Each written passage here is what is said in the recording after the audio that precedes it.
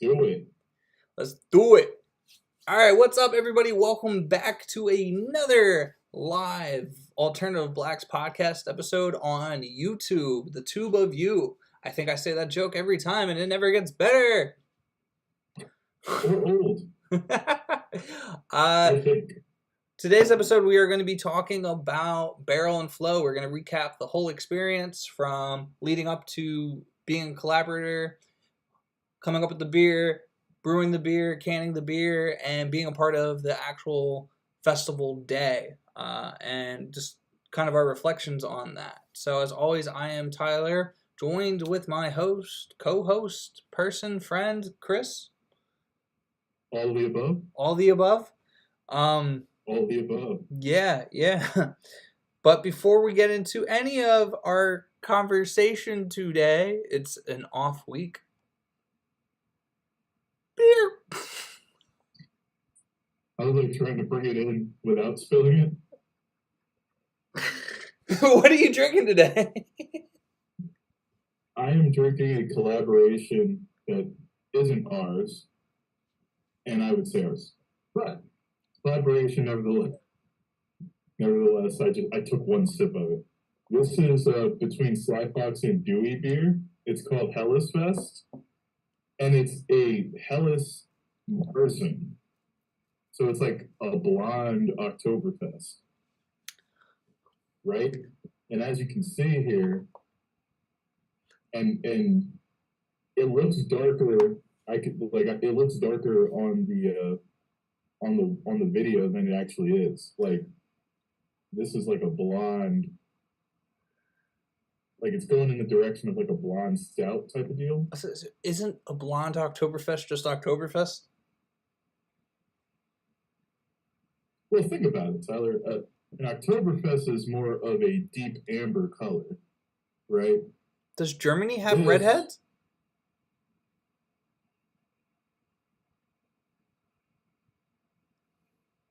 Boy, did that go over my head. It went right over my head. Oh, hell no, you didn't. Oh, Helles, yes, I did. Oh, wonderful. Never mind. I'm not gonna make that joke. But anyway, this beer, and you know what's hilarious? Like, this is some of the most random can art I've ever seen. Like, yeah, what am I looking at? Not quite. Exactly. You're looking at just a guy with, we're gonna call it a popsicle in his mouth with two beers. Looks like they're kind of like at an auto auction, which I'm not quite following that concept. Anyway, it's a pale fest beer according to the bottle. It's 6.4%, and it's pretty tasty. I think it's a fairly unique beer using two very traditional styles. So yeah, I think this is fun. I'm definitely gonna look out for it. I love Helles and I love a Marzen. So this is two worlds combined. Oktoberfest season is officially here, I think. Dock Street dropped their Doktoberfest, and say what you will about Dock Street, their Doktoberfest is pretty fucking good. Yeah, I've already had myself quite a few Oktoberfests out this way, and this one is kind of just like, it's just like a maltier Helles. So I would love that. Like, I think it's perfect. Yeah, I do like Helles because of the light element to it, and I do think it sometimes is.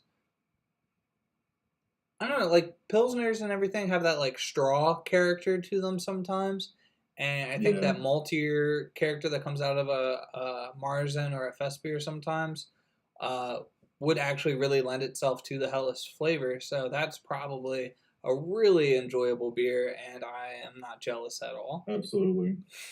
It's funny. My softball teammate is the one who put me onto it. He's like, "Yeah, we were just out at the place that I Bresky's in Harrisburg, which is where I generally get stopped to on the way home to get Okay. beer for the episode. Do we get sponsorship from this place at all? Like, you keep mentioning them. It's just like Mary's. We should have been sponsored by now. I mean, they've not for free, but they have provided many a beer for this live. So, Nice. no, I do think this Helles is like, it has like that Pilsner-y characteristic to it, but it just has like a little more body behind it. And I just think it's like perfect combination. I would say like once it starts cooling down to like 70, 60-ish degree weather, I feel like this is a good transition where you're still thinking about summer. It might still be a little warm on some days, but you want something that has a little more body to it. I think this is like the perfect transition into the Oktoberfest season. Nice. Yeah, Oktoberfest season, that is my favorite season. Today feels like a fall day. I don't know how like the Lenco area is doing, but today was chilly. And I loved it. If I actually paid attention to the weather, I probably would have cooked some chili for today because that's just the type of day it is. I love chili on a chilly day. Just saying. And Chile. All right, Jadakiss. Yeah, it's really been this like type of day, type of week. Yesterday and today has really been the like issue for me. Yeah, everything's been off. You know, it's they say measure twice, cut once. I've measured a cajillion times lately, and haven't been able to pull a trigger on any purchases for the things that I've been measuring because I just have a bunch of doubts about what I'm doing. So, yeah. I feel like you just go for it, Why not? I mean, that's where you've measured a gajillion times. Yeah. Eventually you're just gonna listen, it's like you're doing this all for the first time. The best knowledge is experience, right? Exactly. You just gotta experience it.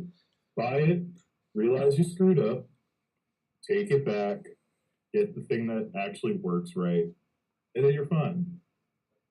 It's all part of the process. And you have to trust the process. Talking about the process, got to give a quick shout out because it is August 24th. It's 8/24, so it is Kobe Day. R.I.P.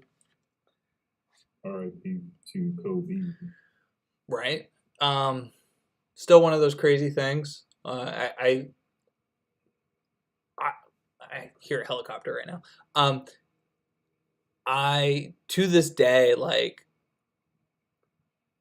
maybe every other week or so, I think about like Kobe, what happened, what I was doing that day, just the impact that it really has had, not just for the basketball community, but just for sports and life in general. I think it really is one of those crazy impactful moments in history, and it's weird, like, not to compare deaths and stuff like that, but it's just like growing up, you heard that the generations that had, they knew where they were the day MLK got shot, JFK got shot, we knew where we were 9/11, right? 9/11. That's the first one for me, I think. Right. Where I vividly remember that day, but nothing else from that school year, damn near. Right, but Kobe is one of those that not only do I remember it, but it's just weird how it pops up, and weird what will like trigger like the thought. Obviously, like a helicopter, which is fucking everywhere sometimes. Well, just yeah, that brings it up. I was listening to like, I had YouTube going and like Schoolboy Q and Kanye. That part, yeah, living legend. I feel like Kobe, had me thinking about Kobe a lot recently. Forgot about that line. Yeah, and Wow.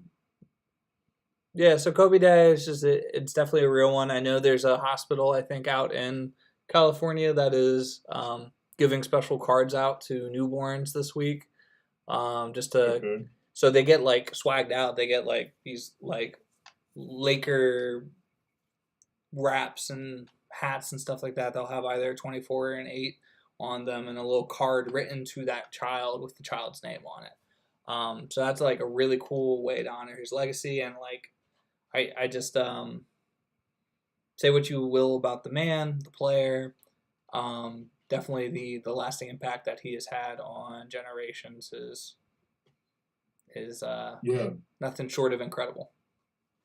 I would agree with that, and I would, I actually don't remember exactly what I was doing when I found that out that Kobe had passed, and that's just kind of because that whole time period is a blur, you know. But I would say, interestingly enough, I was always a Kobe hater when he was playing. I was like, he's trying to be like Michael. Yo, Michael's an ass. It was the Lakers. Like Kobe's an ass. The Lakers. I don't like the Lakers. Right, you either love the Lakers or you fucking hate the Lakers, and we were Lakers haters. Yeah, and it was just like, and like all of the sexual assault allegations and all of that type of stuff, and we were just like, man, screw this guy, And maybe we don't know exactly whatever happened there, but he was off on it. I think the charges were dismissed on that. And I'll tell you what, I think once he knew it was over in terms of like being competitive in the league, and now he's just kind of riding off into the sunset, like the mellowness that set in for him, like he could finally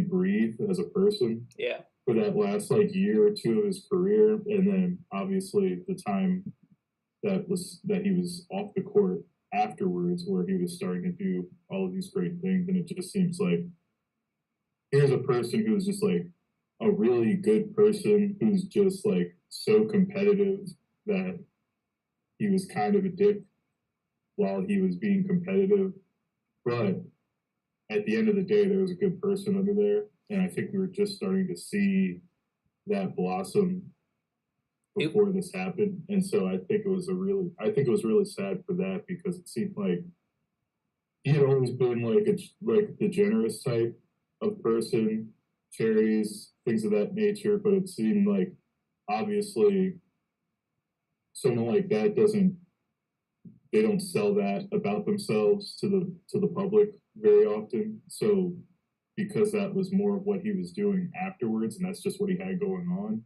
you started to see that more, and people started to talk about him more, and you started to see the fact that he really had the potential to make a big impact after basketball. And I think we would have been talking about him 10 years down the line a lot more about his off the court, just as much as on the court. And that's something that not every player, not every like NBA legend can say, that they were as impactful on the court as off the court. Yeah. So I'm saddened by the fact that he was robbed of his life after basketball, because I feel like that's when he began to start living life a little bit. So that's just a sad thought when you think about how the dedication that someone like him had and the sacrifices to his personal life that he made to make all that happen. And then he finally was about to cash in on that, and it was taken away. So very sad indeed. Yeah, I mean, I was definitely a fan of Kobe post career. I definitely remember watching his last NBA game. I think he scored 60 points on like 60 shots. Like, was not a. It was a very Kobe Bryant game. It was. I think that's what I remember saying at the end of it. I was like, this is like quintessential Kobe. Not his best Kobe, but it was definitely like the Kobeest Kobe thing. It was the Kobeest of Kobe's. Yeah, and then like obviously, he had the impact on these players that were young and up and coming in the game, especially with somebody like Naomi Osaka was crazy to see. True.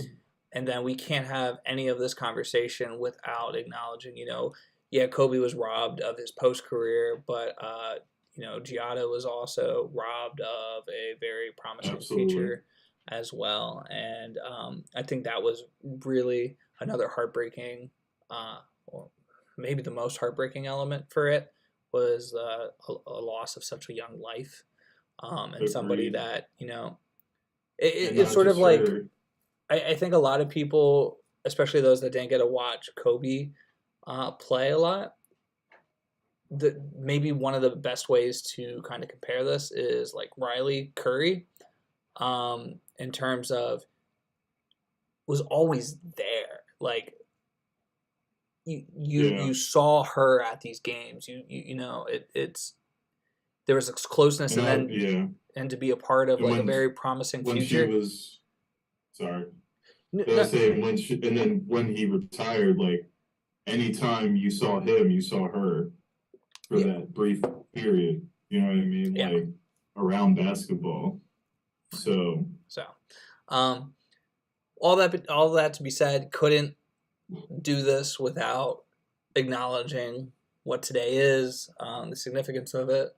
I think a lot of sports people might, non-sports people, sometimes have like really weird things to say about how trivial sports are and everything like that. But it's obvious that sports can transcend much more than just the individual sport that the player was a part of, and I think Kobe embodies that.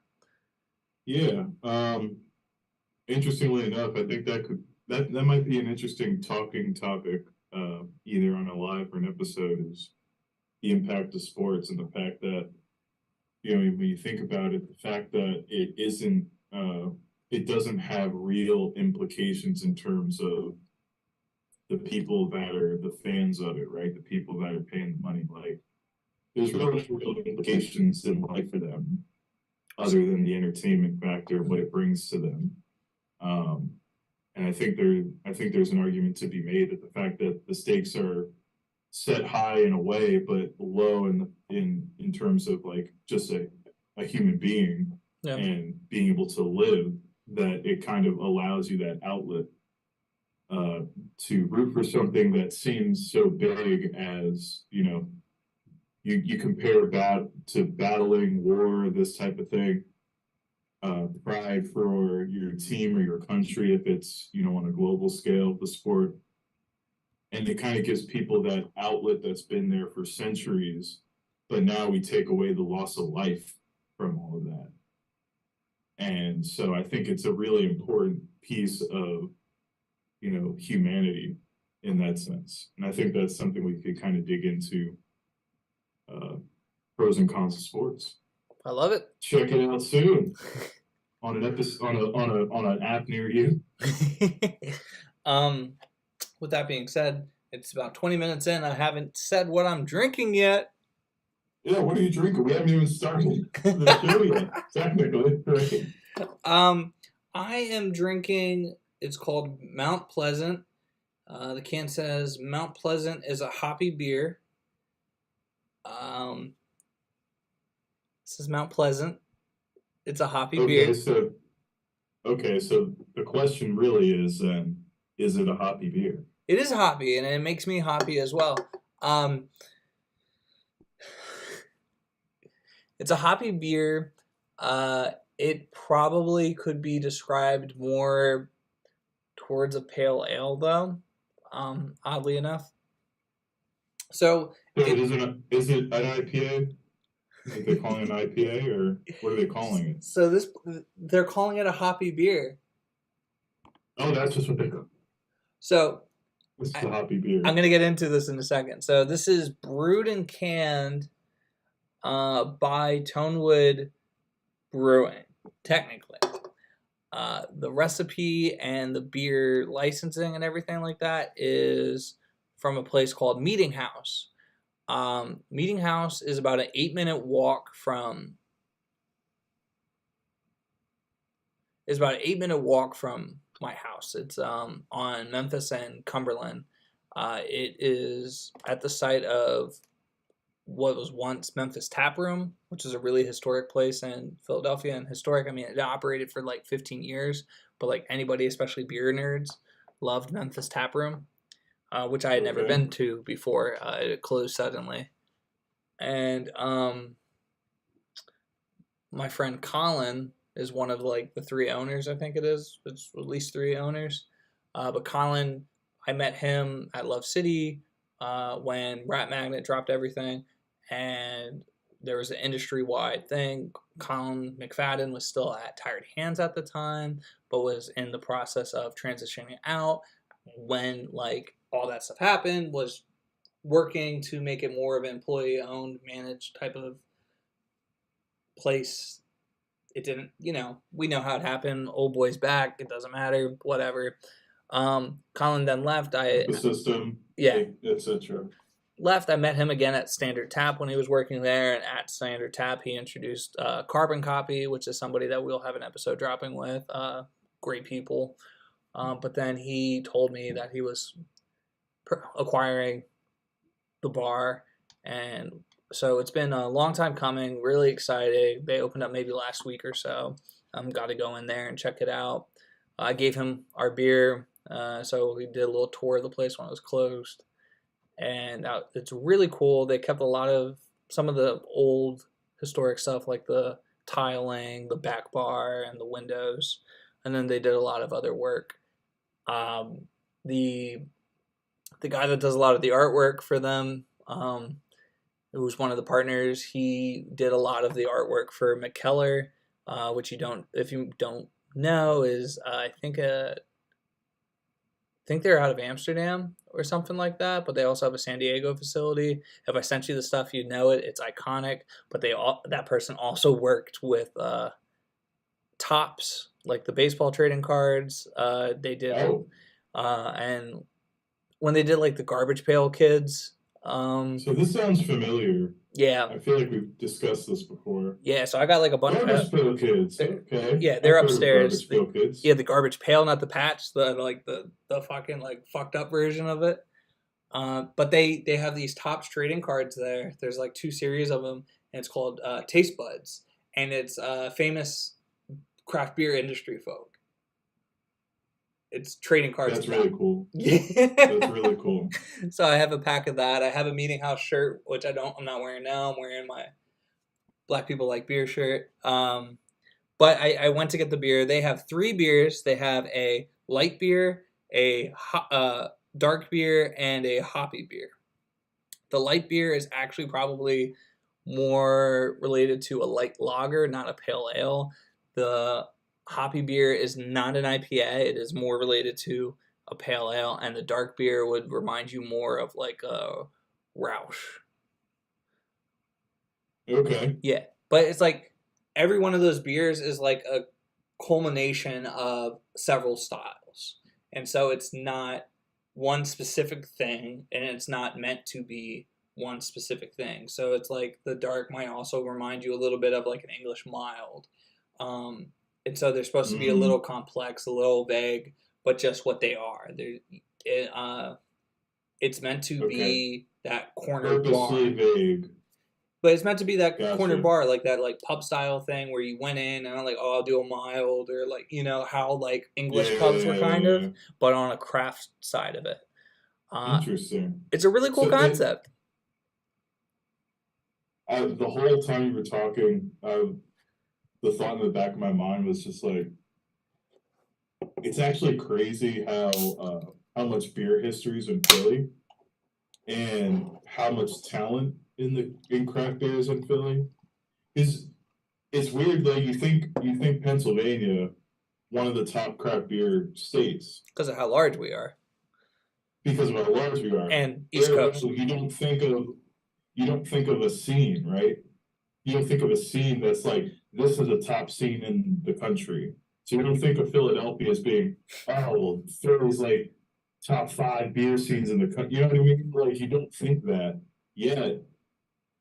From a height perspective, they're not there. But you start digging into it. It's like some of the people, especially that are coming up right now, like some of the people that are in the industry in Philly right now, I feel like it's up and coming. As crazy as that sounds for a city as big and established as Philly, I feel like it's up and coming in the craft beer Yeah. space. So it's something that we work on a lot. I think you and I, and what we talk about, and like the whole mission behind Alternative Blacks podcast, and like how we are trying to set out to make change in craft beer is the intentionality. Like is a word that you'll hear us use a lot. Is the intentionality, and I think that's something that Meeting House has. I think that's something that more and more places, especially as they open up, have. Whatever thoughts you have of Tired Hands, the crazy thing is you can't walk into a brewery in the area without there being an influence from Tired Hands, and the people that have come out of Tired Hands have been incredibly gifted.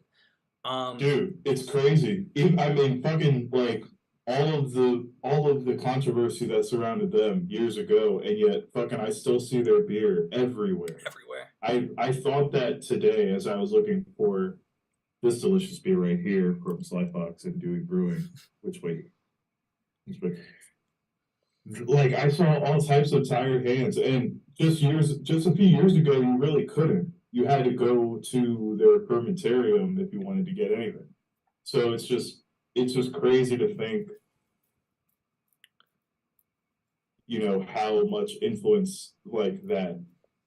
I would call it like the company has because of all the people, all the talent that's come out of that. Yeah. So Colin being one of these talented motherfuckers that came out of it, I think the intentionality behind it, behind this place, really is rooted in this dude. They wanted to keep elements of the place there. Like they didn't want to just buy this location and completely gut it and redo it. They were very intentional of, okay, we're going to keep the tiles, we're going to keep these black windows in there, the bar in the back. I went in there and I was there for like half an hour, and I walked out with a headache because of the amount of information he was dropping. Like, yeah, the bar was like half this part, and like we would have kept it, but it just isn't. It's not conducive to what we want, so we're gonna make it this far. We have our 3 beers on tap, but we also have Guinness on tap because I don't think enough bars in Philadelphia are actually serving Guinness the right way, so I'm serving it the right way. And the place that was here prior really liked Orville, and we're gonna keep it as a nod to that. So we have Guinness and Orville. Those are the 2 beers that aren't ours, but those are what we're gonna keep because Memphis Tap liked Orville and Guinness. And then he was just like, as far as cocktails are concerned, you know, you can have any mixed drink. So if it's rum and Coke, tequila, soda, any 2-ingredient thing, you can have anything that's beyond that. We have batch cocktails, and they're my favorite cocktails. I'm chauvinistic in that capacity, and if you don't like it, that's all you get. So, it's straight up just the way it works. Wow. It's about a 50-person capacity in the front bar and the basically the restaurant in the back, and then they also have a side yard that's going to be able to seat about another 50 people, but they're just doing the one inside for now until they get a better handle of it. I just went in. It's 8-minute walk, as I said. Ran back, grabbed some beer, got a beer, and they were like, "This is your." I haven't. To go in and actually consume beer there, I haven't paid for a single drink yet. And that's the most Tyler sentence I've ever heard in my life. The most Tyler sentence you're about to hear is the other day we were walking to like the UPS store, and there's this place called Liberty Kitchen that we've been wanting to go in Fishtown, and of course it wasn't open on Tuesday. Why is it always Liberty something? Right. Why is it always Liberty something we end up at? And Liberty Tap Room, Liberty Ale House. So I went to go in, and it was closed. It was a Tuesday, and we just weren't reading, but like the kitchen door was open, so we just assumed it was open, and we're like, shit, well, whatever. And then the guy that was at the door, he goes, yeah, sorry, we're not open, blah, blah, blah. But I was wearing my Meeting House shirt, and he was just like, oh, Meeting House. And like, so we got into a conversation about it, ended up being the head chef of Liberty Kitchen. He was wearing a Gilda hat, the Take It Easy for the Portuguese place, and so we got into a whole conversation. He goes, "Yeah, whenever you stop in, just like say my name and make sure you say hi and everything." His name's Bo. That's the most Tyler thing. I walked away and I looked at Hannah. Take it easy, really. Of all the things, take it easy. Okay. Jim Bob is trolling you. I think. And I walked in, like I looked at Hannah. I was like, Chris would be shaking his head right now, being like, "That's the most Tyler thing." And here I am shaking my head, going, "This is the most Tyler thing." Meeting house, intentionality behind it. They have these tiles that are up in like this company in not Doylestown, something in that area. Which one? Downingtown. I think it might be Downingtown. They do all their tiles by hand, the way that they've been doing it for like thousands of years. And that's how they do their tiles. And the tiles that they have there are from that company. They actually sell them there as well. So there's just like all these intentional elements to it. And I think that's what's going to make them very successful. It's been fucking busy there every single day since they opened. Very happy to see that. Anyways, that's what I'm drinking. And I think this is a really good transition into Barrel and Flow. My next beer, yes. Yeah. I think it's a really good transition into the Barrel and Flow conversation that we're going to have, because I think there was a lot of intentionality behind every moment of Barrel and Flow. We're going to talk about every single element of it. But I think the other episode I did really good because I didn't have to run up 2 flights of stairs to use the bathroom, and I do this time.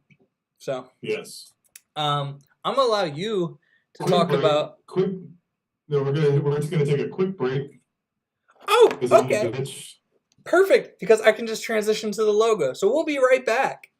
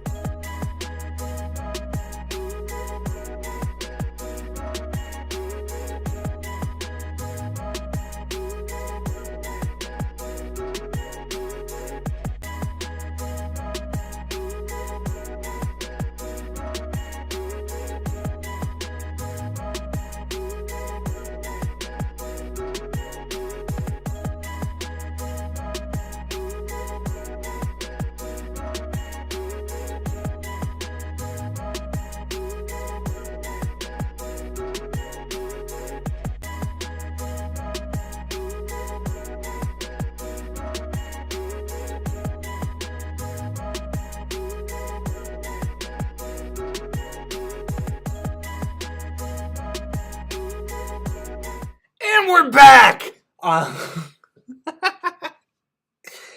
These are going to be some wildly abrupt transitions going forward, but I think this is a cool like way to do a little break sessions. I just got to change like the different scenes. Anyway, I Yeah. want to before we go forward, I do want to apologize if Chris's audio comes through a little compressed.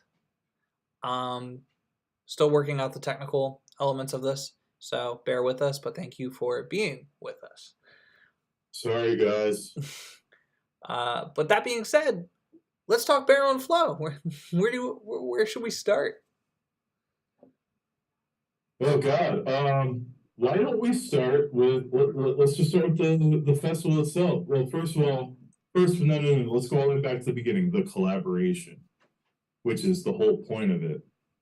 And that's kind of where we kicked it off. So canning day. So we've already talked about our brew day pretty extensively. And so let's get into the canning day. What were your takeaways from canning? What did you learn? What were you surprised about? What were you excited about? I was surprised at how loud it was. How loud it was. Yeah, and like I'm saying that half jokingly but half serious. For a canning line, it produced a lot of noise and it was really hard. And just the area that Love City works out of does kind of reverberate a lot. Yeah. But it definitely, that was hard for me in terms of learning that day because I couldn't hear a lot of what was going on, especially when I put the earplugs in. I'm the dum-dum that put both in, and so I heard nothing. But at the same time, you were working like really closely with Buffy to learn about a lot of the like very technical elements that went into the early part of the canning, the scientific parts, like all the drops that you were looking for in order to make sure that the beer was at its highest quality. So with that being said, there are questions that I have that I'm not like ready to really bring up and talk about because I just kind of want to read more and look into it. But it was a lot of fun. The amount of hands that were on deck, obviously there was more because of us, and the process probably took a little longer because of us.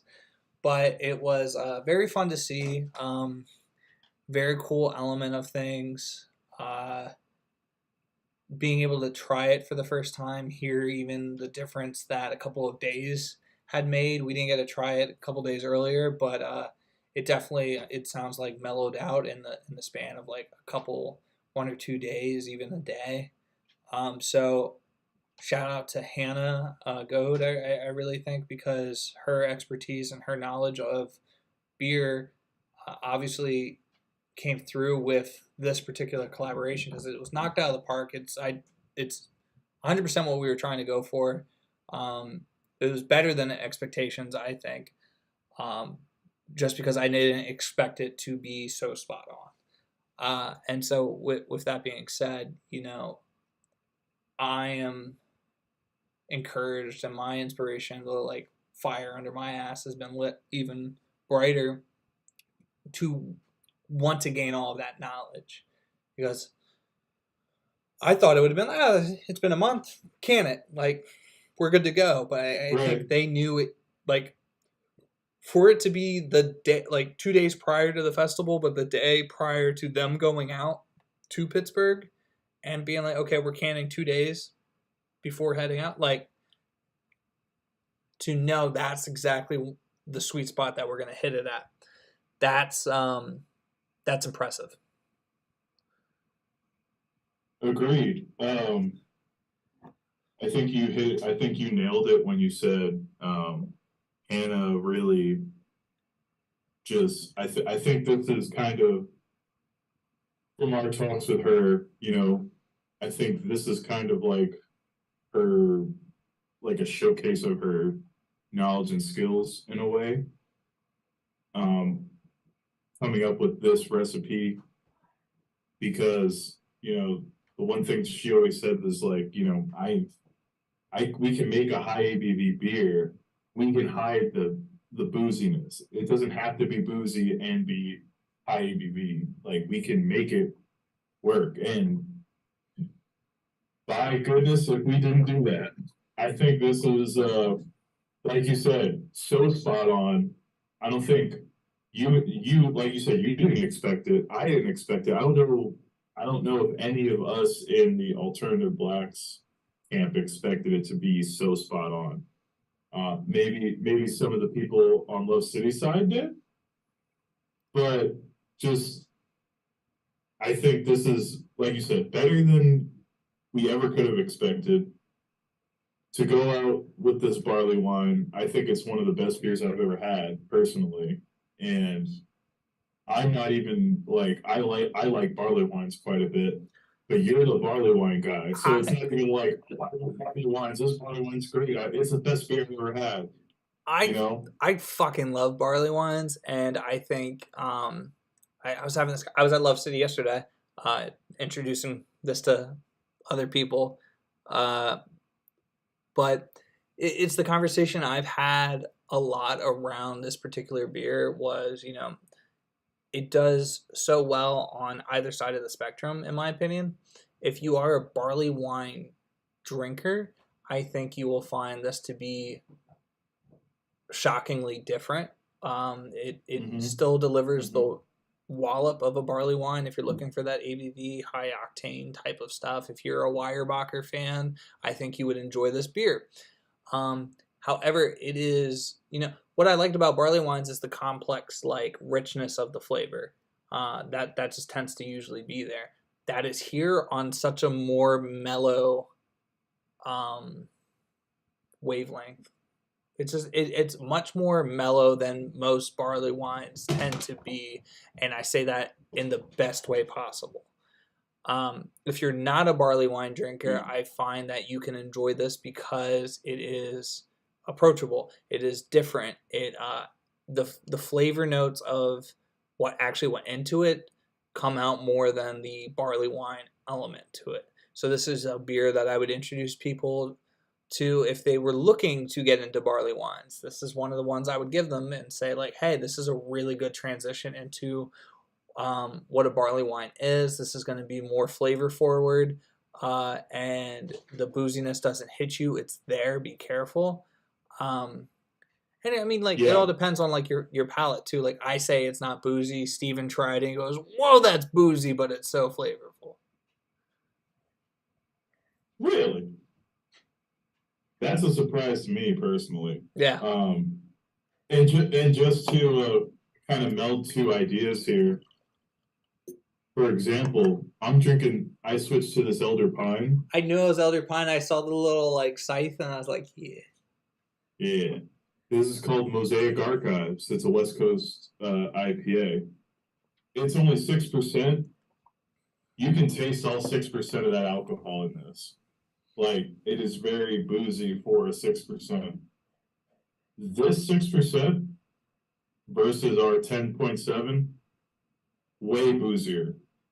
I don't taste booze at all in our 10.7. And I think that's kind of like you said, that's kind of the mark of what makes it so good, but also dangerous. It's like,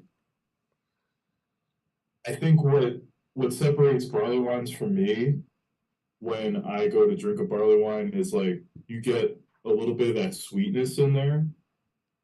So it's kind of like a grainy sweetness, like a cereal sweetness that you don't get from a lot of other brews. And I think it packs a punch. And so a lot of people shy away. They're like, I don't, this is a little too strong for me right now. Right.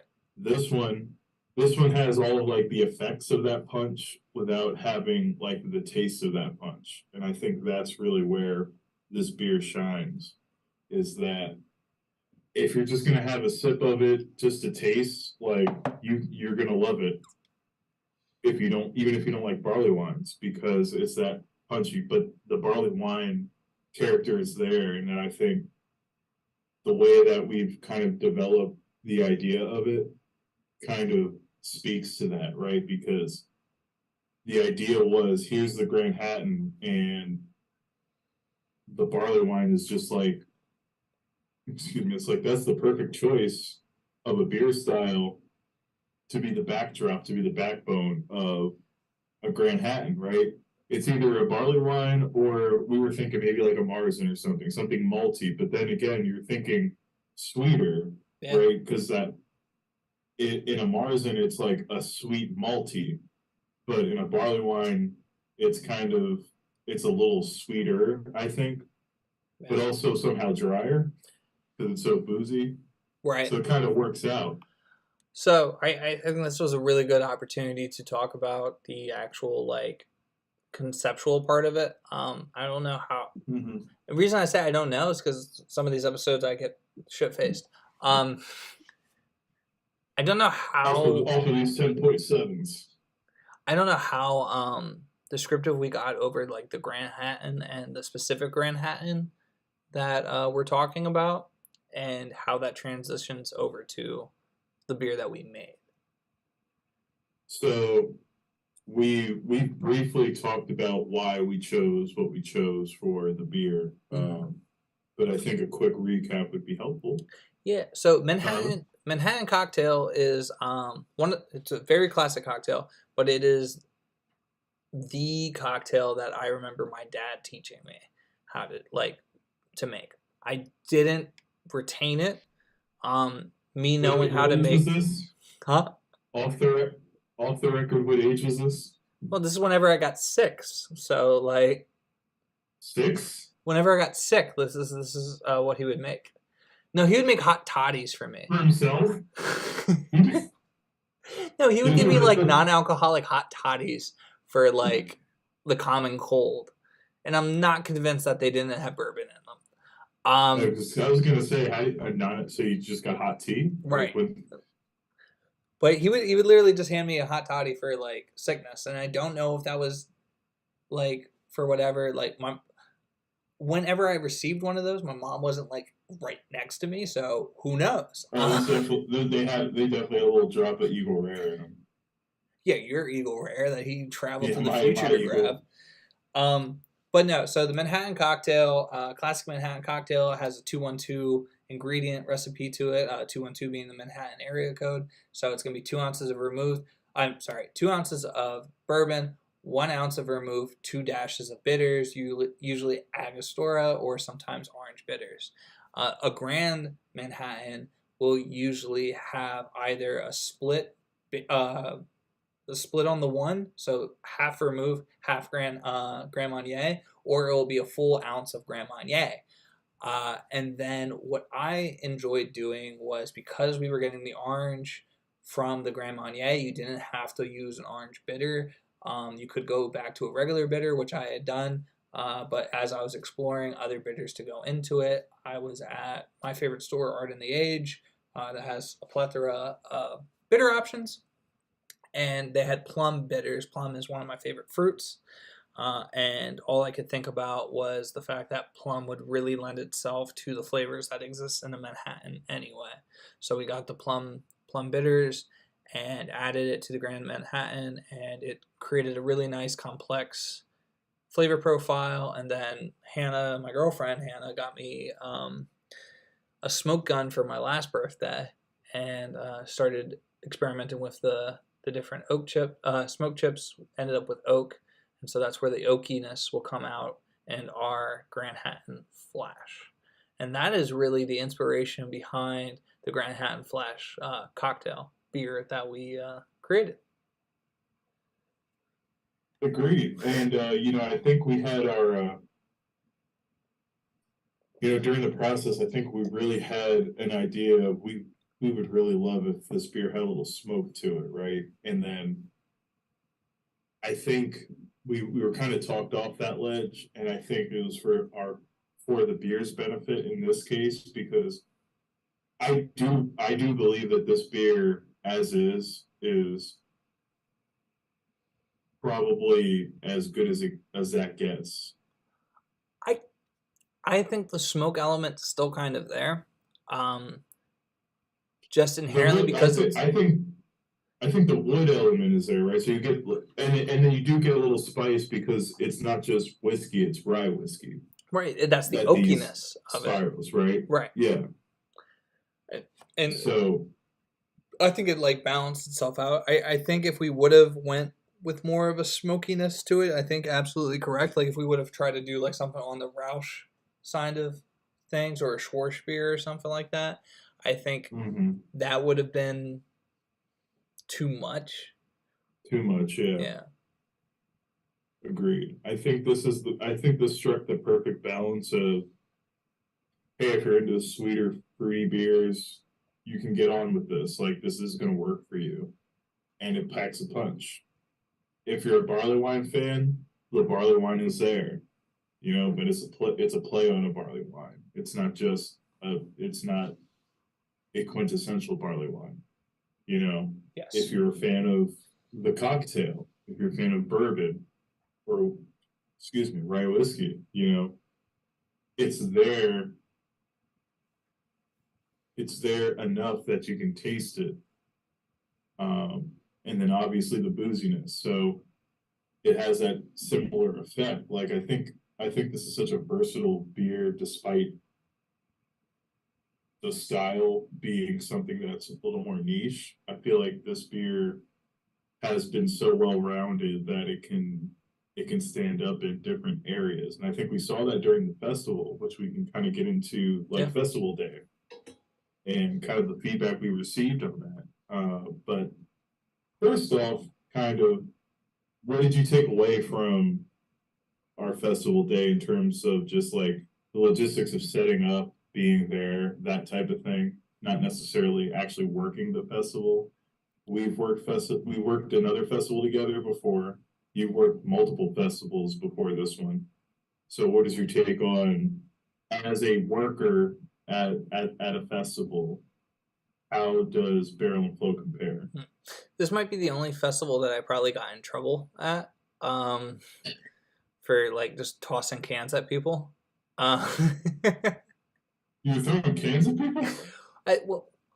We'll talk about the rain at a later point, but towards the end where I was just really trying to get rid of the beer, I think what's a really good sign of a booth at a festival is if you guys sell out.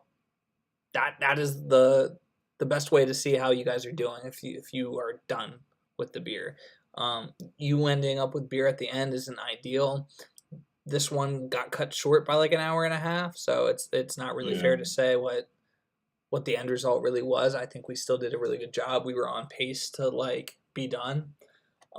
So at the end I was just like, it's raining, people are shutting down. You know how people get, they want something, like they still want as many beers as they can get. My mindset at that point was, hey, you know, you walk away with this. It's like, even if it says our name on it, like you were still responsible for however you leave this place. And if you left with a can, cool, you have a can that you can put it in your fridge. If you're being an asshole, that's gonna fucking like come back to like bite you in the ass. So I was just like, here, this is a way that our brand is going to stick a little better, is if we can get some more beers into people's hands. That's kind of how I looked at it. I know like some of the workers of the festival were like at the end of it for doing that, but that's the reason why I did it, was just to like, even if I got 2 or 3 cans out there, it's going to be next time they see us or they see Love City, it's going to be like, oh, I remember these people. For the right reason or not, who knows, but whatever. That's why I did the thing I did. This festival is so unlike anything else, though.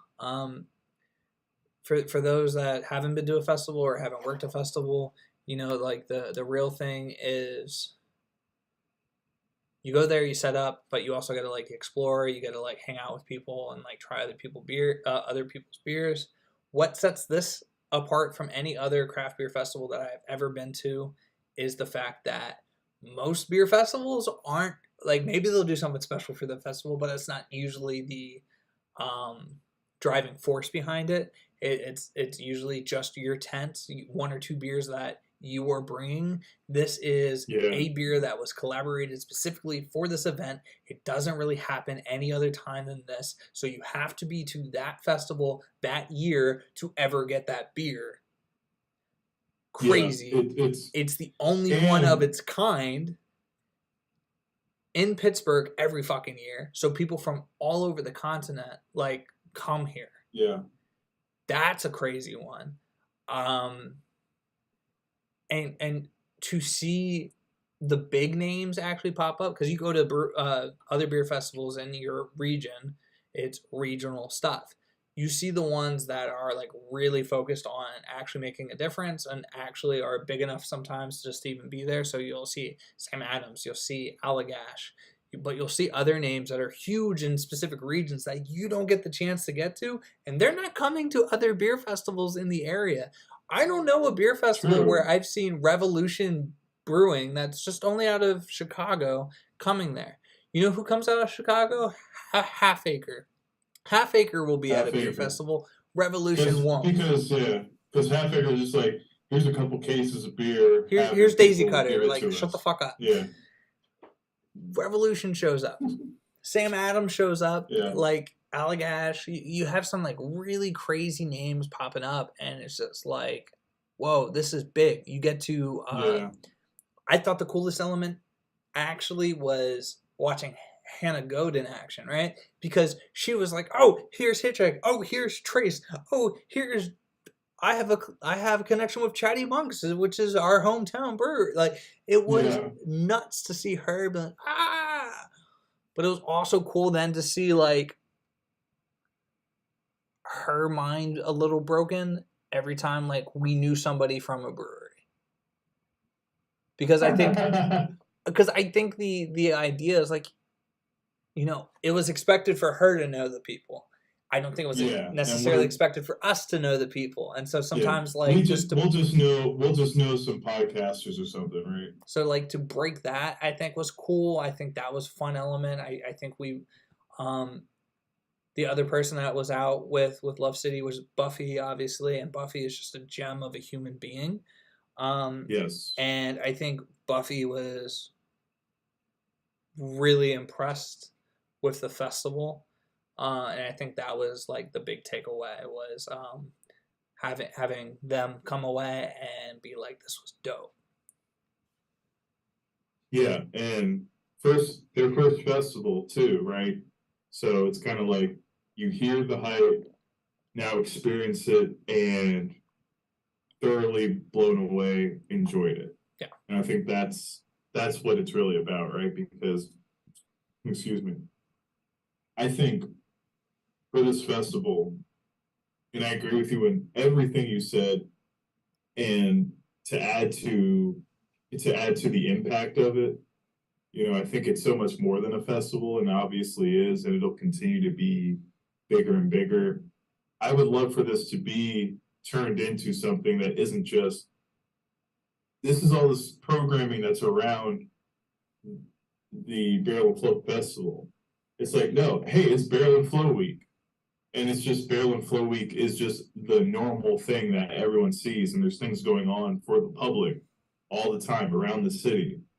And, you know, I've never been one to be like, oh, I don't like Pittsburgh, or I'm not interested in being in Pittsburgh, going to Pittsburgh. But I've been to Pittsburgh now, was this my fourth time in Pittsburgh, and 3 out of the 4 times are because of this festival. Mm-hmm. And it's a fun time every time, and it's just like, I would love for this to be the thing that just becomes, hey, this is a huge thing in a major city in the country every year. And like for us, it already is that. Yeah. But I want it to just be that in general, even for people who don't like craft beer, you know? I think that's a really good point. So the three out of 4 times, right? So you did Fresh Fest, Barrel and Flow, Barrel and Flow. I was actually there for all 3. It was just the first one I couldn't be at Fresh Fest. I was doing a wedding. And then these last 2 we went as first time to Barrel and Flow, and then first time collaborating with Barrel and Flow. Yeah. I think what's been very interesting is to see how, you know, the first time Fresh Fest, we were in Mount Washington. The festival was in the Allentown area of Pittsburgh, not to be confused with the Allentown area of PA. Oh, no, actually. Oh, no, it wasn't. Actually, it wasn't. No, Allentown was the bottle show. 2020 was supposed to be. Allentown was, yeah, but then the 2020 actual festival was going to be in Allentown. Yeah, but that and was. that, But yeah, then you're right. then the vid happened. But you're right. The bottle share, which at the time wasn't an official event, Right, and we right? weren't So invited that's the to. other thing. That was the Jackson Street Collective. Right, exactly. Um, That was just something unofficial that then became official. That's true. So it's really interesting to see that morphin culture, and to that point, I think what's really interesting about seeing something like a black beer festival is that ability to identify something that's happening around the festival itself and to be like, oh, I can identify this as something that should be a part of it, and being able to see something bigger than the scope that you have laid out. So I think that's another reason why Barrel and Flow does really well, is because they don't just look at what they've been doing and how they can expand there. They look at what's happening around them and be like, okay, how can we like incorporate this and like really morph it? And that's cool because like even this year they were like, okay, well, we're gonna introduce STEM because we've noticed that there's kids here, and beer is actually something that can be more than just like 21-year-old plus people participating in. There's a lot of things, and there's a lot of people that were introduced to this prior to being legal age of like drinking. And that's not to say that they're pouring out beer for 12-year-olds, but they're showing them, hey, this is how you can actually have a future. Because I mean, what other job is like, oh, you can't be a part of this industry until 21, but you get hired at like 22. Yeah. So what, you get 1 year experience? No job wants 1 year experience. Yeah. It says 0 to 5 and they're looking for 10 is usually what the bullshit is about it. Oh, you're 20. Okay. Do you have 5 years experience? It's like, bro, I just graduated. I'm a junior in college. Right. So my last like wrap up point to what I was saying is the strip district. If they continue to do this at the yard stack, whatever shit it's called, I would like to see the strip become a little more involved. That's not to say that we didn't walk into a bunch of businesses that weren't part of the festival that had shit up about the festival. That was cool. However, the strip has pop-up venues the whole time. They have markets that are happening in that terminal market now.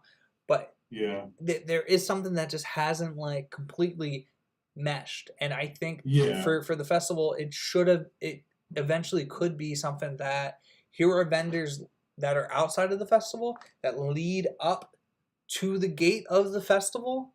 So as just walking around roaming public, you can do all these tents, but it draws you into the general tent line to get into here.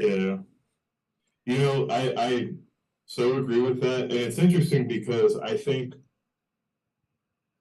Day and everyone else who is involved in the planning of this thing, I think they realize they found a great space for it and a great location for it, because I think this is the first time that it's been in the same place 2 years in a row, right? So now they're like, okay, we found our space, and it's a perfect space, I think, for a beer festival. Like you have so much room to operate. It's kind of right there's enough access road available as much as traffic sucked. That's a festival, right? Yeah. It's not a one way in, one way out. There's avenue for that. And then the walking traffic. So it's at the end of the strip district, but it's close enough to everything else to where you can get people just casually walking by, or it doesn't feel completely out of the way for people who want to stay in a place, say for an extended period, like a week. Right. And want things to do in a city. Oh, it's in the strip district. Cool. All the X, Y, and Z. We wanted to check out Aslan in the strip district. We wanted to check out Permanis because it's Permanis, right? We wanted to check out what was the other brewery we went to? First night we were there. Oh, Cinderlands. Cinderlands. I was like, see something. Cinderlands. Like you have these things, and then or the Kelly O's, right? Which is a famous place because of a show. So you Yeah, have all these things, you have all this destination right there, and they're right on the other side of that. I'm gonna have Bridge the you. gap. I'm gonna have you quick run through all the places that we went to the day before, breweries, restaurants, shit like that. Because I'm gonna use the bathroom and get a beer. All right. So while Tyler's blathering and getting a beer, we got there. So we headed out. We head out Thursday after canning in Philly. So Philly, canning, Pittsburgh. We get there. We hit the Cinderlands. Cinderlands, right in the middle of the Strip District. Smash Burger is unbelievable, and I think their beer is really, really good. And their location is really, really good too, right? So it's like I said, right in the middle of everything. Their their second floor deck patio area is just absolutely perfect. One of the only places I've seen where, the setup is like you order strictly online through Toast, the app, and that's it. Like you have someone who's like attending you kind of, but all the food running and drink running is coming through the app. You don't order anything through the person. And it's kind of cool because it kind of allows the staff to split responsibility enough that they can cover a huge range of area with minimal issue. Um, but we still saw the same person all night long while we were there. So it still felt personable enough to us, uh, which is like the only thing that I think some people might disagree with that system is like if you keep seeing different people and they just drop it off and leave, you don't build a rapport with the staff that are actually waiting on you. And it takes away from the experience for some people. I don't think that was the case at Cinderlands either time we were there because we were there last year before the bottle share. Um, this year, same expectations, same quality, just really cool, but in a much more chill environment this time. Cinderlands is definitely a place I recommend checking out if you're in the Strip District in Pittsburgh. So that was our Thursday night. Friday, Tyler was looking for some coffee. He's like, oh, well, Aslan's open at 6 a.m. They should have coffee. So let's walk to Aslan Brewing. And then he gets to Aslan Brewing and they don't go, oh, well, the beer starts at 10, but you can have coffee until the meantime. They're like, oh, it's what, 9 a.m.? Hey, do you want a beer? Also a coffee? Do you want both? Do you want a coffee bottle? And we did both. Do you want a coffee stout? Because we have everything you need. But also our kitchen's closed. So I hope you walked. So can you give us your experience to Aslan as I went through Cinderlands and our first night there and how I enjoyed Cinderlands?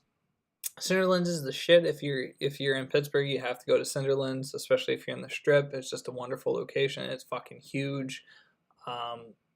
Yeah, that's like how you want to do something. Aslan, originally out of like Alexandria area, Virginia. Which Alexandria, great place. Gotta go. Alexandria is fun. Alexandria is fun. It's a lot of really exposed brick. So Aslan is just one of those breweries that you could put up there with the Veil, the Answer, Trillium,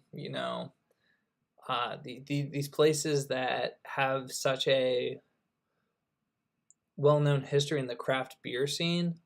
You obviously have places like Lagunitas, you have Sierra Nevada, but this would be like the next wave after, with names that Harpoon, with these names that mean something to craft beer fans who may have never even had a chance to drink it.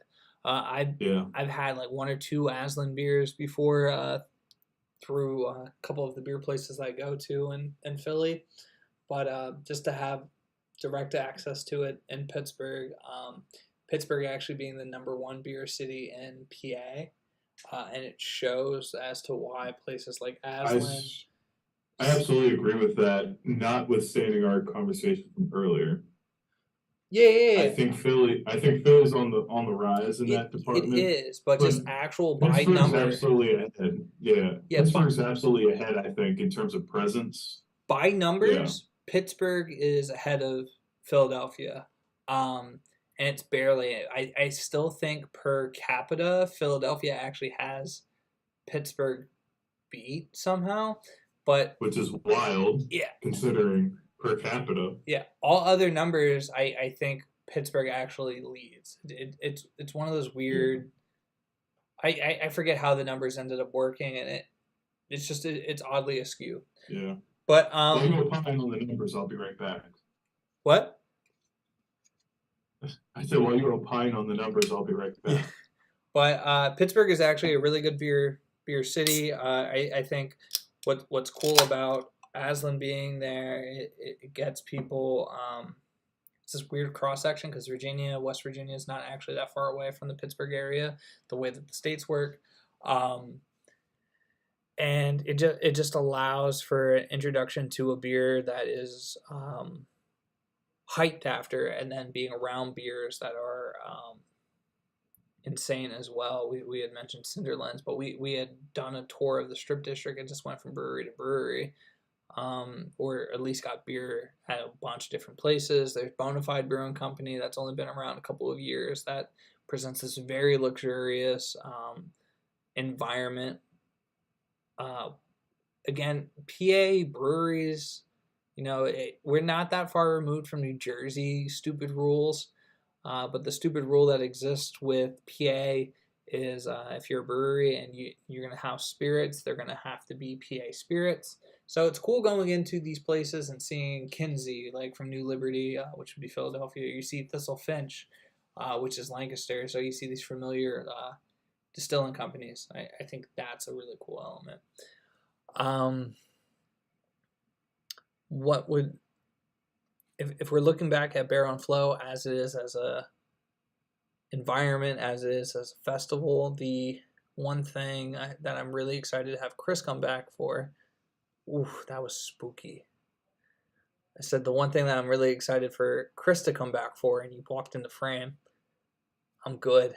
So the one thing that I think fell short was the plan for inclement weather, because this is a rain or shine event.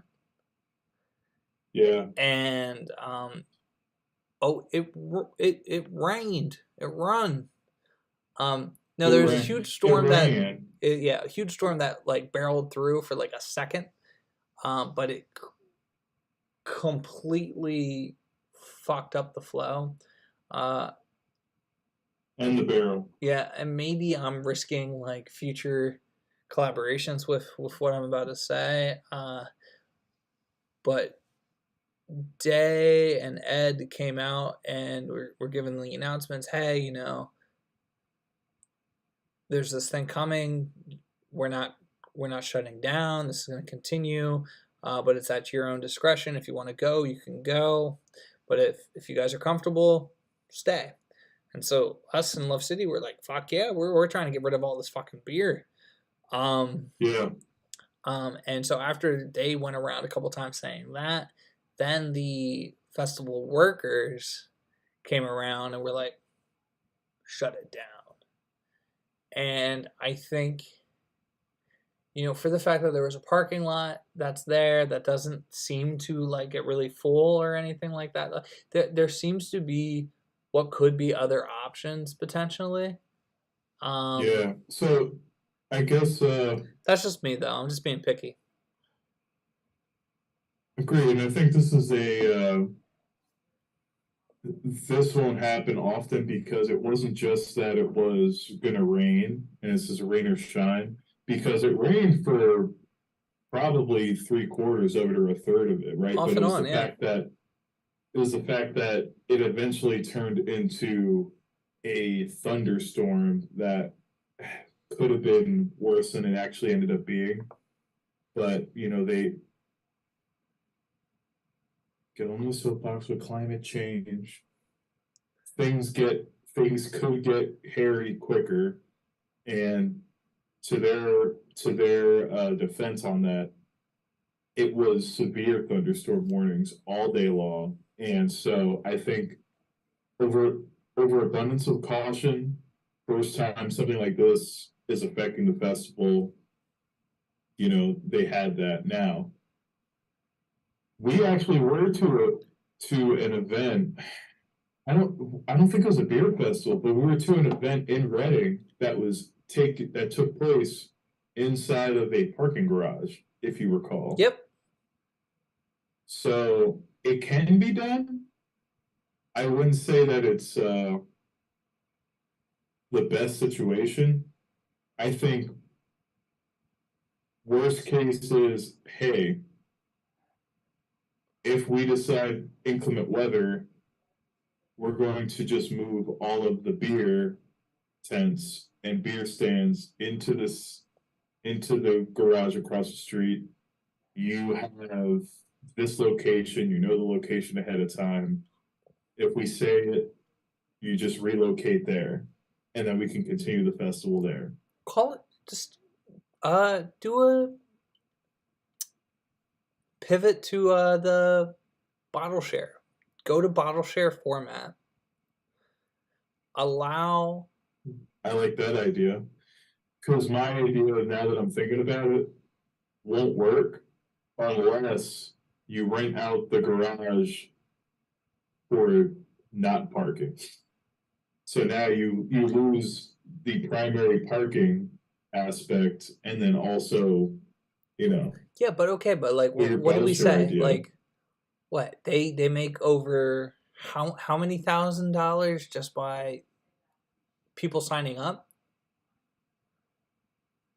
What was that number? It was Right. like 100 some, maybe close to 200, 300 some breweries, maybe 150 breweries, and maybe they all pay what, 300 to be a part of the festival. Right. So, and that's just like the beginning. That's not ticket sales or anything else. Like, there is money that goes into this thing. Obviously a lot of I'm people not saying that that's a money issue with the parking garage. no, that's yeah, like what I'm saying is like they have that to go into. Again, you're Yeah. not renting out the whole thing. If it has to be second, third floor for whatever arbitrary reason, those parking garages across the way aren't being utilized during this festival. Like, they're empty. I don't know if you have like peeped that, but they are empty. I mean, if that's the case, then just move it to the parking garage, I think. Yeah, I didn't take a look because I'm not observant of anything at least I in didn't my think they were. surroundings. I don't think they were full. And So and the way that I would structure it then, if that is the case, and you get the because I'm assuming that the way that area seems, they own the whole area, like that 3 stacks or whatever it's called, crossings or whatever. They own three like that. crossings, right? They Yeah. own that whole fucking area from Cinderlands. All like it's a substantial like actual distance between Cinderlands and the actual place that the festival takes place at, and it's all the same company. They hold corporate offices, they have restaurants and other types of establishments, and they have residential areas that are all underneath that same umbrella. So that whole area is just like like a monopoly. So with that being said, I don't think it would be too hard to coordinate that. And then with that being said, you would just take away the responsibility of the brewers and the collaborators who are pouring, and just take all of the yellow shirts and maybe assign like your head team of yellow shirts to be the beer pourers, right? Just Yeah. allow everyone to drop stuff off, and you just create a little party under that, right? The other element that I would work on, and this isn't meant to be like a shit talking thing. I don't think I'm saying any of this is shit talking like thing, because it's one of my favorite things in the world. It's just the way Jim Bob raised me. Is like, how can we do this better? Yeah, this is peak Jim Bob right now. So 2nd year in a row at the same spot, which is amazing. Super duper. The big issue though, again, was you have a high traffic amount of people coming into one space, one area, and that created a lot of issues. You know, the collaboration that Love City had with Hitchhiker to have our stuff there prior with another brewery was genius. Just trying to like minimize as much foot traffic going in as possible. Yeah. For setup would have been ideal. So having a centralized, like, okay, we meet the day prior to have beer dropped off into like big refrigerated like units that get dropped off, and maybe, you know, you meet there to unload, but it doesn't have to be this like huge pouring in to get your car up to the spot to drop stuff off to then get out. I think that's a huge mistake. A bunch of cars trying to get in just to like get to the festival, I think, is a mistake, especially if you get a discounted rate to stay at the hotel, which is a little ways away. Did they have a shuttle bus? That's what they should have, especially now that they are where they are. I think a shuttle bus is necessary. You know, I kind of got it like last year because It's fucking far. that tunnel, man. The tunnel, but that's the thing. It really wasn't. It was like 3 miles, But which isn't crazy. But it's 3 miles through a half-mile tunnel where you're just going to be sitting for 30 minutes. So it felt like you were going into a completely different city. You know, I got that, but in agreement with you, this year at that Marriott where we had it, where we had the bottle share, where the host hotel was. That's perfect. That's perfect for a shuttle. So I don't know if they did have shuttles, because we really didn't need one. But that's definitely something that should be available, I would say, for patrons, for the people participating in the festival, from the vendor standpoint. I mean, obviously vendors need to show up with their equipment, so more than likely they're going to be driving to the venue in some form or capacity. But I think there needs to be a shuttle, absolutely, to and from, you know, and I don't think that's too much of an ask. Or, you know, you just run the shuttle, say, listen, VIP starts at noon, so there's people there from noon. I say you don't even care about a shuttle until 4 o'clock. where it's here, Gen Pop. Like you could, at worst case, 3 o'clock to get people from the hotel to the venue, or 3:30, right? First bus is going to leave from the hotel at 3:30 to take people to the venue. If you want to get shuttled to the venue, if you're staying at the host hotel and you're just experiencing it as a patron, I would and then it runs till 9. 3 to 9 isn't crazy. I might even go a step further and do like a shuttle to the Strip District for the first couple of like morning hours for breakfast and stuff like that, breakfast and lunch. Like maybe on an hour or like 90-minute rotation, right? So it's like, yeah, you started at like 9 o'clock, 10:30, 12 o'clock, just to the Strip District specifically. Then maybe starting there, you do something a little more deliberate to get down to the actual venue. But yeah, no, I agree. I think that'd be a really good way of doing it. It's like an airport shuttle, right? Like, yeah. I mean, it doesn't have to be anything crazy, right? Just be one of your standard shuttle buses, right? And starting at like 3:30, let's say, because general admissions at 4. Starting at 3:30, If you want to cater to early access, you could start at 2:45 maybe, and just have it run consistently, just back and forth until the end, or run it consistently till 5 or 6, right? And then it's on the hour from 6, 7, 8, and 9, and then at 9 it's running continuously till 10 to get anyone who's left off at the festival.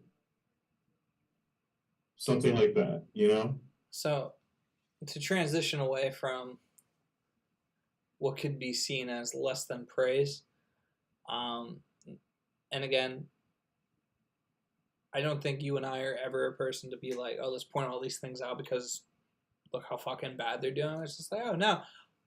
No, I think we're just trying to be fair, right? We're trying to be fair because we want it to be the best festival in the country and the world. Right, and to be fair, if we didn't like the way that our beer turned out, we would have said the exact same things about the beer. Like we would have been like, oh, this is where this is falling short. This is how this could be better. Blah blah blah blah blah. Right? If it was bad, you wouldn't even hear from us. Actually, that's true. Just be it's always about cave somewhere. It's always about constructive criticism, and I think that is something that people sometimes are afraid to get into because I think we've grown up with an idea of criticism being like you failed versus constructive criticism being like, oh, this is how you did, and like we're happy about this, but like because we want to see this do better, this is where it could do better. For instance, Meeting House. Love Meeting House. Had their roast beef, and I got fries with it. The fries were incredible. The roast beef was good, and like on the outside of it, like that juicy like stuff that comes with a fucking roast beef, like the au jus, was good. But as you got into it, it got drier, and they didn't give you like a side of it. And so like you getting through it, and it's like, listen, fuck your French dip. You just get a French and roast, and that's where they could do better. The menu's insane. The beer's insane. The environment's insane. It was just this one element that could do better. Yeah. And it's not that they did it poorly. It just has room for improvement. Which is cool because they're fucking open for a week. Yeah. No, that's great. And I think if you're going to be successful, that's what you need, right? You need to be able to take that criticism because as much as you think what your idea for the place can be or should be, you kind of come up with like the overall vibe and direction of a place, but the people that are going to be giving you the money to continue to operate, they're the ones who are going to dictate the small things, the things that, oh, this is good, but it could be better than Joe's down the street. What makes you different than Joe's down the street? Oh, well, it's this thing. And that's driven by our patrons who said, hey, we like this, but we want this. Yeah. Or we like this, but it could be better. It should be better. And you make it happen and you can sustain yourself. True. And that's what we're trying to do with all of this. So is get Joe's down the street the fuck out of here. Exactly. So to kind of like bring this, it's been about an hour and a half, which is our standard. I have a couple more questions, things that we can rush through kind of. The big question is, how was this experience in comparison to, we did it as festival goers and now we did it as collaborators. Let's talk about that. I don't know if you have this question as well, this thought process as well. As festival goers, you know what, I'm gonna save that for a second. As people that were vendors. Now you and I did a festival together through Dock Street, right? At Citizens Bank Park, which is awesome location for a beer festival, unique location, right? It's just a novel place. And one, I think that experience helped me with not stressing some of the logistics of this beer festival in terms of like the big one, ice. Beer needs to be cold. We're serving in cans. We need ice. And while it was a challenge, the event staff came through enough for us to have a steady flow of cold beer. So that was a success, right? Kind of. We had to fib a couple times to get the right amount of ice. We got the right amount of ice, but if this was our first festival, we would be like not even be able to operate because we'd be stressing about this ice. I feel like we're like, well, okay, they'll give us the ice, just track them down, we'll find the ice. Right. You know what I mean? That's like true. we can make this happen. They're supposed to give us ice, we understand this, right? So in that aspect, and this festival, despite the fact that it was in a smaller venue than Citizens Bank Park, this is such a much larger festival. Like the logistics of this festival, I feel much more difficult for the staff. Yeah. So in that regard, I don't think it was too terrible. And I think as a vendor, what's really cool here is sure we had some decent interactions with the people, with our neighbors as vendors at Citizens Bank Park. It was pretty good. I mean, we were seated next to Yingling fucking and White Claw. Yingling and White Claw, which is it's a hell of a fucking draw. But somehow we gravitated toward. Well, I say somehow like it's a surprise, but Yingling was on one side, so we gravitated towards White Claw. The people, right? Yeah. But in this festival, it's just a lot more interesting. There's a lot more variety. We had a food place next to us that was doing, interesting things. The people to our right were from black beer from Chicago, and like it was just it's just like you get this community feeling far more. I feel in this festival versus other festivals, and I'm just gonna base that off of my now 2 experiences working a festival, but then just noticing interactions at other festivals that I've been to as a patron. Oh, so I think this is a good point to make too. As we got more involved in beer and more involved working at festivals and stuff, the idea that at most beer festivals, the places that are like half acre, the places that are from further away, White Claw is a good example, especially at Citizens Bank. White Claw is a good example. They're not direct White Claw. They might be directly employed by White Claw, but they are not like day-to-day White Claw employee. Even like the other Dock Street guy, Tony, wasn't a direct Dock Street person. You weren't a direct Dock Street person, right? I was as far from that as possible while still somehow being under Dock Street Right. in that moment. That becomes much more of a, oh, here is a rep, right? Like to the best term. Yeah. Like, yeah. Barrel and Flow is not that place either. If Crowns and Hops is showing up, Crowns and Hops, I believe, has the capability of sending their beer here, telling somebody to go work that tent, and being okay. But Crowns and Hops shows up to do it. Revolution Chicago, which is half acre again, or the tent next to us, Chicago again, actually sent somebody from them. Sam Adams, the one year sent their fucking brewer. Like, yeah, no, and that's what it is. It's so much more than a festival. And because it's so much more than a festival, it's the culture around the festival. People come, more influential people come and make the festival even greater than it already was.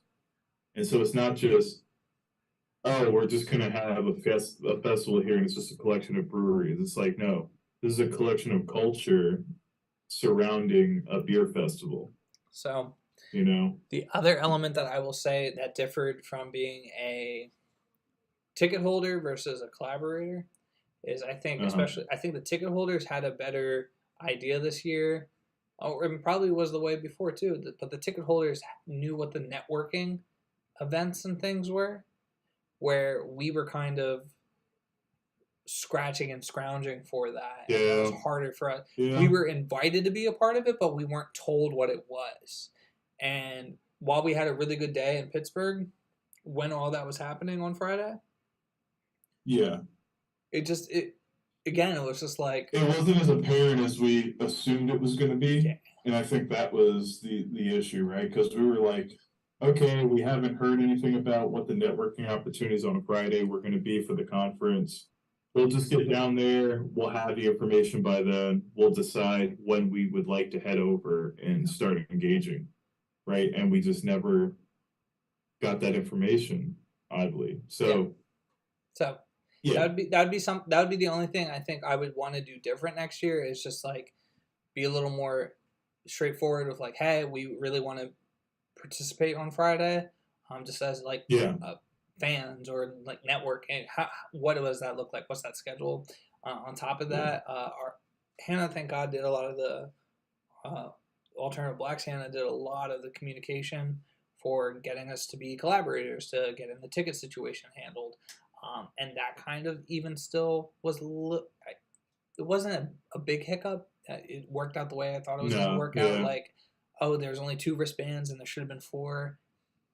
We still got in. We still got the wristbands, but it was there is a little bit of a breakdown of communication sometimes that could be just a little streamlined. Yeah. But that's nothing. The next question. Oh, sorry. I'm gonna let you finish. Now I'm gonna let you finish up your thought here, and then I want you to transition into what's next. This is going to be our last topic. What is next in terms of the podcast, but also what does next year at Barrel and Flow look like for us? That's the 2 parts. Okay. I think. Do you want to finish your thought real quick? Yeah. So what I was gonna say is I feel like sometimes I think we're conflating Fresh Fest and Barrel and Flow, and rightfully so, in many aspects. But excuse me, the reason that Fresh Fest and Barrel and Flow transition inherently is going to involve a breakdown in the administrative staff in that aspect. So I give Barrel and Flow a pass in year, what is this, 3, 2.5 really? It was year 3, but that first year wasn't even the normal time, and it was kind of pushed, crunched together on the aftermath of everything. So yes, it still happened. Year 2.5, I would say. But if it's year 3, okay, now it's been huge for 2 years at least that we have direct verifiable evidence of. I think next year we're going to see better administrative handling of things. It might have just been the fact that people are stretched thin on their end. We don't know how many people they have working on things. It could literally just be 3 people working on that amount, that scale of a festival. You need far more people than I think we can even think of to handle that successfully without stretching people thin. So I can give them a pass on that, but these are things that still are valid critiques that I think, fair enough, I think we feel like that we're confident in the fact that they can improve on that next year. That's what we're looking for, right? So that's that. Moving on to the future. I'm really hoping now, we've had 2 years of good connections at Fresh Fest. And I'm really looking to hopefully get into more of the interview bag that we were kind of hoping to push towards with the festival last year. And, life was moving around, and right now life is moving around, but there's going to be a settling point at some point later this year, early next year. I think we can kind of get into that groove and really get into building some of these relationships that we've earned through Fresh Fest Yeah. and incorporating those into the podcast. And then next year for the festival, I'm really hoping on another collaboration, I think,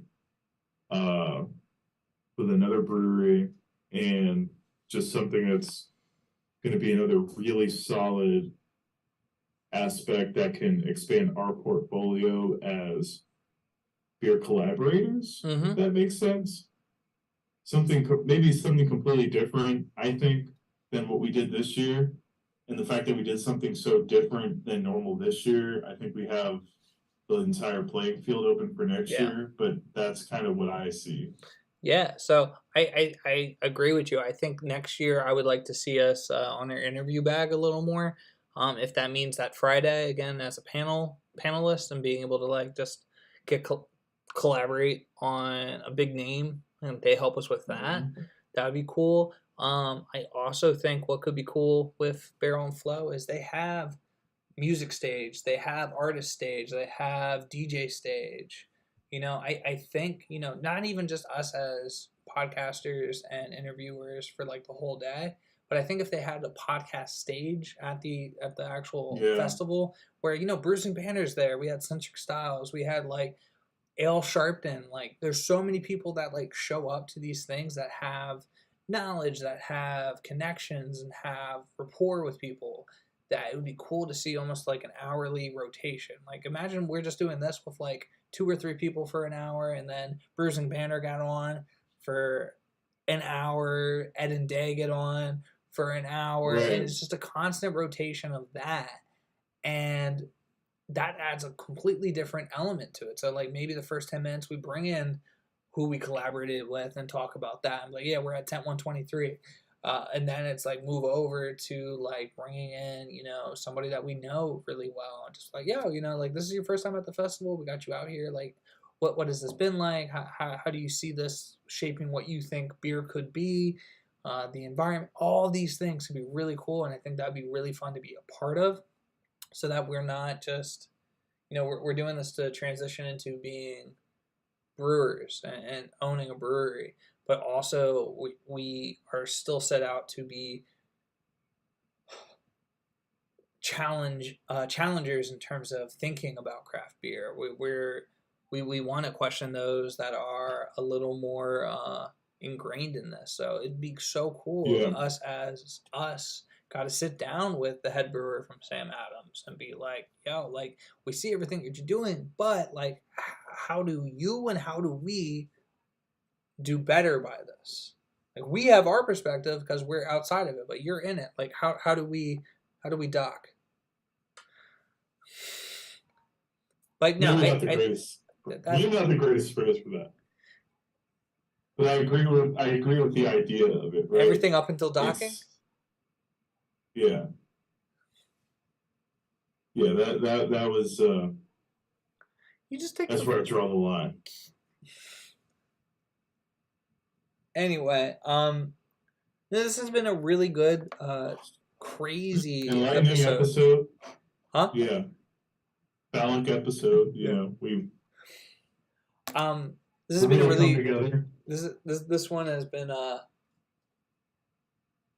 you know, we talk about a lot of elements all the time. But I think this one had a really good job of like it all being cohesive. As always, we're talking about intentionality. I think this has been the big word for this episode is the intentionality behind everything.